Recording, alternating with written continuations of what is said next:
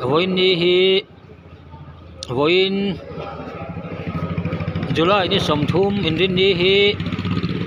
Mizoram Mystery Association General Headquarter akum som le pangana Rising Day ania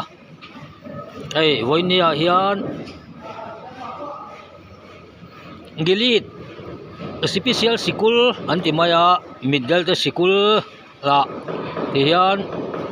Mizoram Mystery Association te kan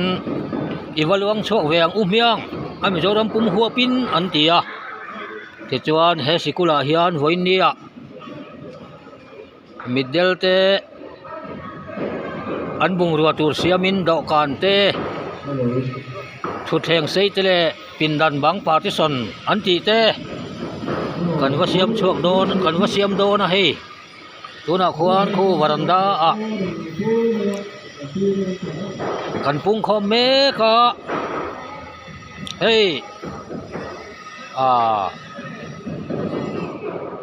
zol nei isai jiak kan mu angin han ti te duai la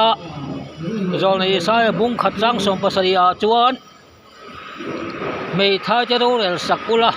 pa nei lo te chu soipui ro u ti kan hmua chawang chuan voin nia hian heng kan pui ngai ngoi middle te hna hian kan thei angin kan waluang chuak don ani Mizoram Mystery Association member te kan him tlang viau we kan lo me